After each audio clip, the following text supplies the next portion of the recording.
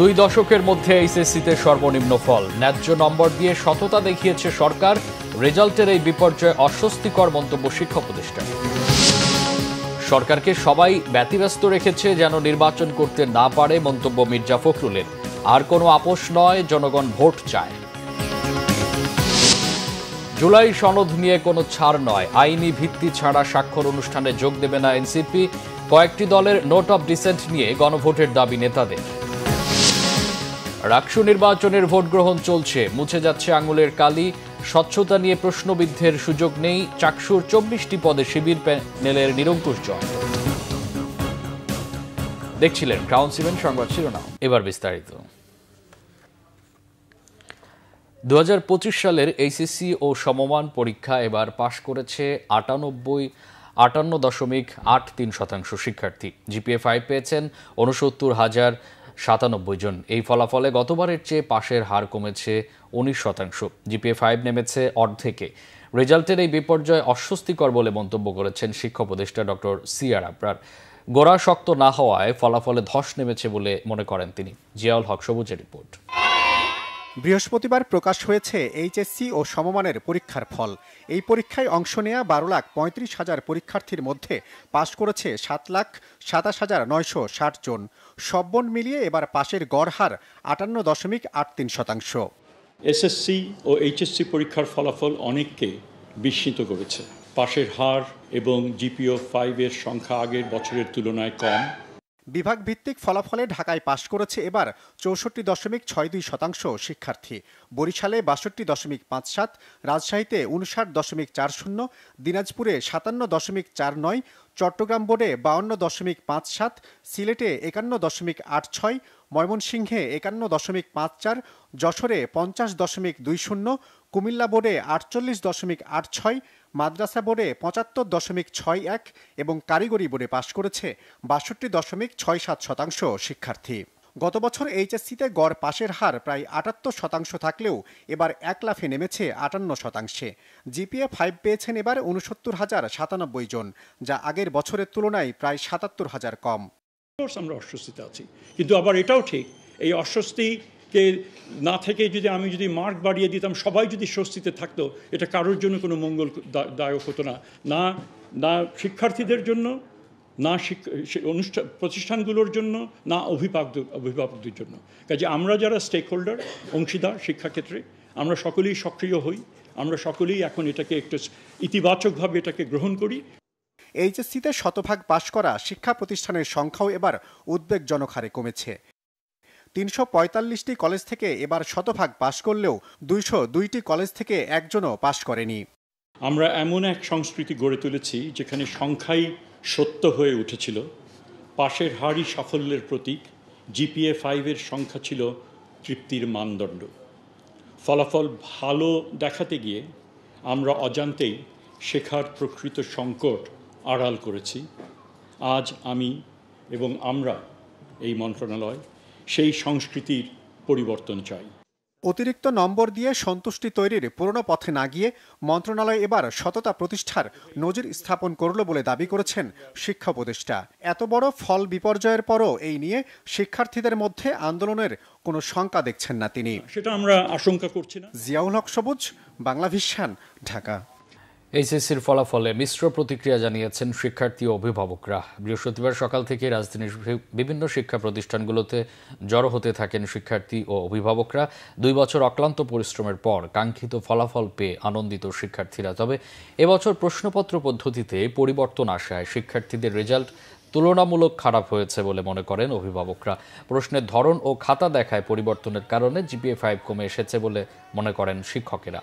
এবছর ভিকারুন্নেসা নুন school and কলেজে মোট পরীক্ষার্থী ছিল 2,514 জন, যার মধ্যে পাশ করেছেন 2,434 জন আর জিপিএ 5 পেয়েছেন 986 জন।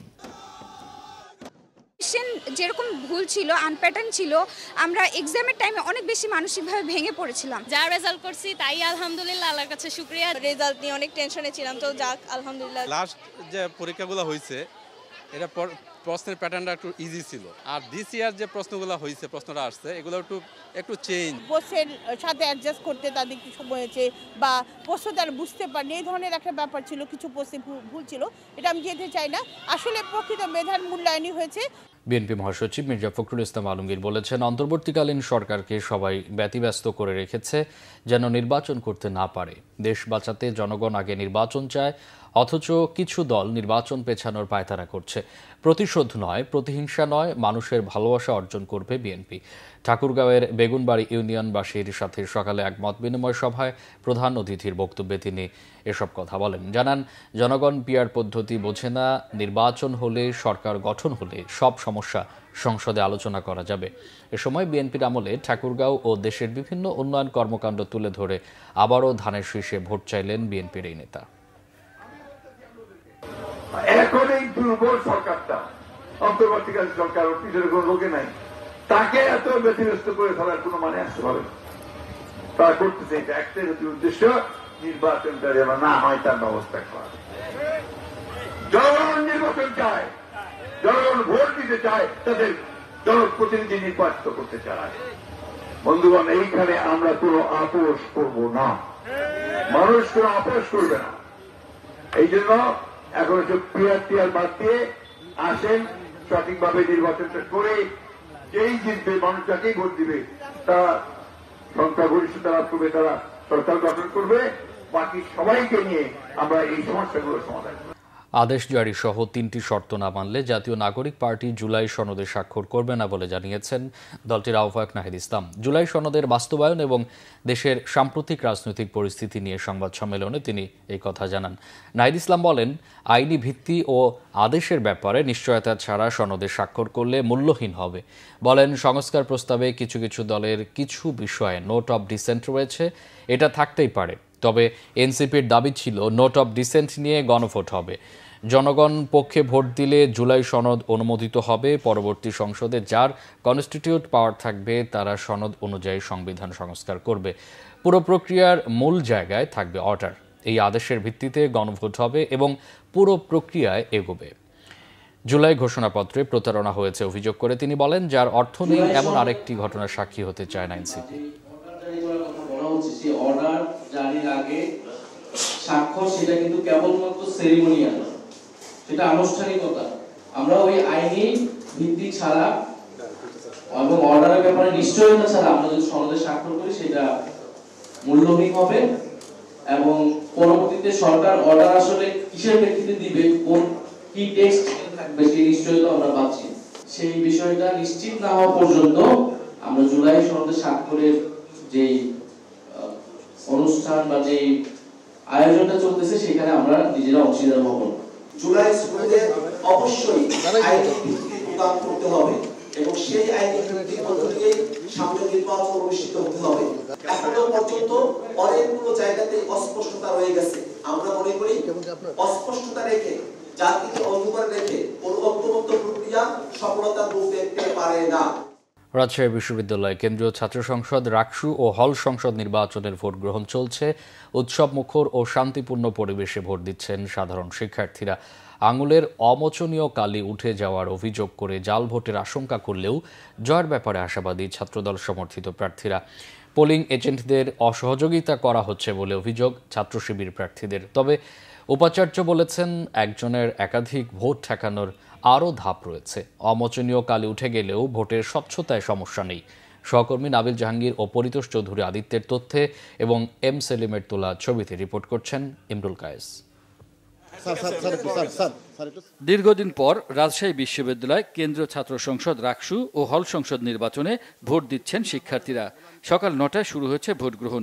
বিভিন্ন কেন্দ্রে সকাল থেকেই লাইনে দাঁড়িয়ে উৎসবমুখর পরিবেশে ভোট দিচ্ছেন তারা। যোগ্য প্রার্থীরাই নির্বাচিত হবেন বলে আশা ভোটারদের। খুবই ভালো লাগছে, খুবই ভালো লাগছে। আর এটা হচ্ছে আমাদের প্রথম ভোট, সো আশা করি যোগ্য প্রার্থী নির্বাচিত হবে। তো প্রথমবারের মতো রাকসুতে ভোট দিতে পারছি, এটা আরও বেশি আনন্দের বিষয়। আমরা রাকসুর মাধ্যমে আমাদের যোগ্য প্রতিনিধি আমরা খুঁজে পাবো, এটাই আমাদের প্রত্যাশা। অমোচনীয় কালি উঠে যাওয়ায় ভোটের স্বচ্ছতা নিয়ে প্রশ্ন তুলেছেন ছাত্রদল সমর্থিত প্রার্থীরা। তবে জানান, প্রশাসনের উপর আস্থা আছে। জি, আমরা তো ভাবছিলাম যে অমোচনীয় কালিটাই দেওয়া হবে, কিন্তু এখানে উঠে যাচ্ছে, তো এটা প্রশাসনের দেখা উচিত ছিল। আসলে এটা আমিও দেখতে পেয়েছি এবং আমি নিজে যখন দিয়েছি সেটা সবাই বলার পর আমি নিজেও টেস্ট করে দেখেছি, আমার আঙ্গুলের কালিও উঠে গিয়েছে। এবং রাজশাহী বিশ্ববিদ্যালয়ের সাধারণ শিক্ষার্থীরা যেন কোনো প্রশ্ন করতে পারে এমন কোনো নির্বাচন যেন উপহার না দেয় রাজশাহী বিশ্ববিদ্যালয়ের শিক্ষার্থীদের, সেই জায়গায় আমরা নির্বাচন কমিশনের প্রতি অনুরোধ, আমরা একটা সুন্দর নিরপেক্ষ অংশগ্রহণমূলক রাষ্ট্র নির্বাচন চাই। এদিকে ছাত্র শিবির সমর্থিত ভিপি প্রার্থীর অভিযোগ, ভোট কেন্দ্রে তাদের এজেন্টরা প্রশাসনের সহযোগিতা পাচ্ছেন না। পুরো প্রশাসনের এবং হল প্রবেশের কিছু শিক্ষক, আমরা ইতিমধ্যেই অভিযোগ এসেছে, তারা আমাদের প্রতি একেবারেই বিমাতা সুলভ আচরণ শুরু করে দিয়েছে। এই আচরণগুলো যেন না করে আমরা অবশ্যই আপনাদের মাধ্যমে আহ্বান জানাবো। বিশ্ববিদ্যালয়ের উপাচার্য অধ্যাপক ডক্টর সালেহ হাসান নকিব বলেছেন, ভোটের স্বচ্ছতার ক্ষেত্রে অমোচনীয় কালি কোনো সমস্যা হবে না। আমাদের যেই সিস্টেমে ভোট গ্রহণ চলছে তাতে কালি হচ্ছে একাধিক ভোট আটকানোর অনেকগুলো পন্থার মধ্যে একটা। বাকি পন্থাগুলো এমনভাবে সেট করা আছে যে কালি নিয়ে, যেমন আমি একটু দিয়েছিলাম, ঘষাঘষি করেছি, খুব হালকা দিয়েছিলাম, যে বোঝা যাচ্ছে কিন্তু একটু ফেড হয়ে গেছে, এটা সত্য আর কি। তো এইটা দিয়ে কারো পক্ষে দ্বিতীয়বার ভোট দেওয়া সম্ভব না আর কি, কারণ যে একটা ভোট দিয়ে ফেলেছে তার ওই ভোটার কার্ড এবং আমাদের যে ভোটার লিস্ট সেইখানে ওটার এন্ট্রি হয়ে গেছে, ওই ভোট আর কেউ দিতে পারবে না আর কি। ওই কার্ড দিয়ে ওই ভোট দেওয়ার আর কোনো সুযোগ নাই। রাকসুতে 23টি পদে ছাত্রদল ও শিবির সমর্থিত সহ 12টি প্যানেল ও স্বতন্ত্র প্রার্থী হিসেবে লড়ছেন 247 জন। মোট ভোটার 28,901 জন শিক্ষার্থী। নিরাপত্তা রক্ষায় ক্যাম্পাসে মোতায়েন রয়েছে র্যাব, পুলিশ ও বিজিবির প্রায় 3000 সদস্য। ইমরুল কায়েস, বাংলা ভিশন, ঢাকা। রাকসু নির্বাচনের খবর সংগ্রহে রাজশাহী বিশ্ববিদ্যালয়ে রয়েছেন সহকর্মী নাবিল জাহাঙ্গীর। সরাসরি চলে যাচ্ছি সেখানে। নাবিল, ভোট গ্রহণের এখনকার চিত্র আমাদেরকে জানাবেন, আর সেখানকার ভোট গ্রহণে আর কোনো নতুন কোনো অভিযোগ পাওয়া গেছে কিনা? মামুন, আমরা কিন্তু দেখেছি সকাল থেকে কিন্তু শিক্ষার্থীরা তারা কিন্তু লাইনে দাঁড়িয়ে সুশৃঙ্খলভাবেই আসলে ভোট দিচ্ছে। আপনি নিশ্চয়ই দেখতেই পাচ্ছেন যে এখনও কিন্তু লাইন রয়েছে। আমরা বেশ কয়েকটি ভোট কেন্দ্র কিছুক্ষণ আগেও ঘুরেছি এবং যেহেতু এখন একটি লাঞ্চের সময়, সেক্ষেত্রে আসলে অনেক ভোট কেন্দ্রে কিন্তু যারা ভোটারদের সংখ্যা সেটি কমে এসছে এবং আমরা যেটি জানতে পেরেছি প্রায় 50% ভোট কিন্তু আসলে ইতিমধ্যে কাস্ট হয়ে গেছে। সব মিলিয়ে এখন পর্যন্ত যে নির্বাচনের যে পরিবেশ সেটি কিন্তু বলা যায় যে আসলে শান্তিপূর্ণভাবেই ভোট গ্রহণ চলছে এবং বড় ধরনের কোনো অনিয়মের অভিযোগ কিন্তু আমরা এখন পর্যন্ত আসলে পাইনি। সব মিলিয়ে যেটি বলা যাচ্ছে, যেটি ধারণা করা হচ্ছে যে এখানে যে ভোট গ্রহণ সেটি কিন্তু শান্তিপূর্ণভাবেই শেষ হবে। আমাদের সাথে রয়েছেন আমাদের সহকর্মী পরিতোষ চৌধুরী আদিত্য, আমরা তার কাছে জানতে চাইব, আপনি তো প্রথম থেকে আছেন এবং দেখছেন নির্বাচন, তো সব মিলিয়ে পরিবেশটা আসলে কেমন মনে হচ্ছে? সকাল 9টায় আপনি জানেন যে সকাল 9টায় ভোট গ্রহণ শুরু হয়েছে, এখন দুপুর 2টা বাজতে চলেছে। উৎসবমুখর পরিবেশে ভোট গ্রহণ চলছে। সকালের দিকে ছাত্রীদের আমরা বিভিন্ন কেন্দ্রে আমরা ভিড় দেখতে পেয়েছি। ঠিক দুপুরের পর থেকে ছাত্রদের যে ভোট কেন্দ্রগুলো আছে সেখানে ভিড় দেখা গেছে। তবে যেসব কেন্দ্রে ভোটার সংখ্যা কম সেগুলোতে আমরা খুব একটা ভিড় দেখতে পাইনি। আর আমরা প্রার্থীদের সাথে কথা বলেছি, ছাত্রদল, ছাত্র শিবিরের যারা ভিপি এবং জিএস ক্যান্ডিডেট আছে তাদের সাথে কথা বলেছি। তারা ছোটোখাটো কিছু আপনার অভিযোগ করেছে, যেমন অমোচনীয় কালির বিষয়টি উঠে এসেছে, যে কালি থাকছে না, তুলে ফেলছে, সেক্ষেত্রে জাল ভোট দেওয়ার একটা সম্ভাবনা। উভয় পক্ষেই কিন্তু এটা অভিযোগ করেছে। এ বিষয় নিয়ে আমরা উপাচার্যের সাথে কথা বলেছি। তিনি যেটা বলছেন যে তিনি স্বীকার করেছেন যে অমোচনীয় কালির বিষয়টি নিয়ে। তিনি বলছেন যে 2-1 মিনিট যদি কালিটা হাতে থাকে তাহলে আর উঠছে না, আর সবচেয়ে ভালো বাংলাদেশে যে কালি পাওয়া যায় সেই কালিটাই তারা ব্যবহার করছে।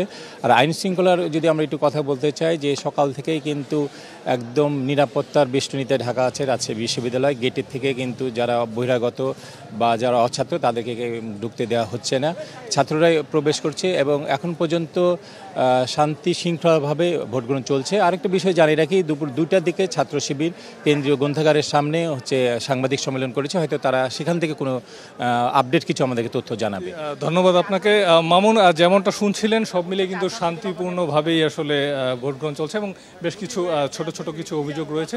তাছাড়া কিন্তু সব মিলিয়ে এখন পর্যন্ত আমরা একটি শান্তিপূর্ণ ভোট গ্রহণ দেখতে পাচ্ছি। মামুন।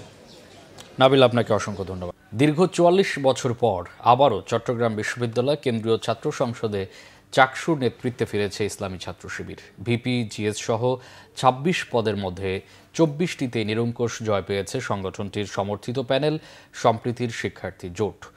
বিজয়ী হয়েই শিক্ষার্থীদের দেয়া প্রতিশ্রুতি পূরণের কাজ করবেন বলে জানিয়েছেন বিজয়ী প্রার্থীরা। চট্টগ্রাম থেকে শাহেদা পিয়ার রিপোর্ট। এবার চাকসুতেও নিরঙ্কুশ জয় পেয়েছে ছাত্র শিবির সমর্থিত প্যানেল। রাতভর ভোট গণনা শেষে বৃহস্পতিবার ভোর 4:30টায় চাকসু নির্বাচনের ফল ঘোষণা করে নির্বাচন কমিশন। চট্টগ্রাম বিশ্ববিদ্যালয়ের চাকসুর সভাপতি হলেন উপাচার্য মহোদয়, আর চাকসুর ভাইস প্রেসিডেন্ট পদে যিনি নির্বাচিত হয়েছেন এই শিক্ষার্থীদের ভালোবাসায় যে এই পদে অলঙ্কৃত হবেন মোহাম্মদ ইব্রাহিম হোসেন। ৭,৯৮৩ ভোট পেয়ে ভিপি পদে নির্বাচিত হয়েছেন ছাত্র শিবিরের মোহাম্মদ ইব্রাহিম হোসেন। তার নিকটতম প্রতিদ্বন্দ্বী ছাত্রদলের প্যানেলের সাজ্জাদ হোসেন পেয়েছেন ৪,৩৭৪ ভোট। জিএস পদে ৮,০৩১ ভোট পেয়ে নির্বাচিত হয়েছেন শিবির প্যানেলের সাইদ বিন হাবিব। তার নিকটতম প্রতিদ্বন্দ্বী ছাত্রদলের মোহাম্মদ সাফায়েত পেয়েছেন ২,৭৩৪ ভোট। চাকসুতে ২৬টি পদের মধ্যে মাত্র একটিতে জয় পেয়েছে ছাত্রদলের প্যানেলের প্রার্থী আইবুর রহমান তৌফিক। এজিএস পদে ৭,০১৪ ভোট পেয়ে প্রতিদ্বন্দ্বী ছাত্র শিবিরের সাজ্জাদ হোসেনকে ২,০৩১ ভোটে হারিয়েছেন তিনি। এছাড়া ক্রীড়া সম্পাদক পদে জিতেছেন তামান্না মাহবুব নামের এক স্বতন্ত্র প্রার্থী। ফলাফল ঘোষণার পর বিজয়ী ভিপি ও জিএসকে নিয়ে উচ্ছ্বাস সমর্থকদের। বিজয়ী হয়ে শিক্ষার্থীদের প্রতি কৃতজ্ঞতা জানান নির্বাচিত ভিপি ও জিএস প্রার্থী। প্রতিশ্রুতি পূরণের প্রত্যয় ব্যক্ত করেন। ইনশাল্লাহ আজকে থেকে আমাদের যে পথ চলা শুরু হলো, আমরা চাই এই ক্যাম্পাসটা সত্যিকারের স্বপ্নের ক্যাম্পাসে পরিণত হোক। সবাইকে নিয়ে সবার চিন্তাকে অ্যাকোমোডেশন করেই আমরা একটা সুন্দরভাবে যেন চাকসুকে পরিচালনা করতে পারি। চাকসু শিক্ষার্থীদের অধিকার আদায় করতে পারছে কিনা আমি বলতে চাই।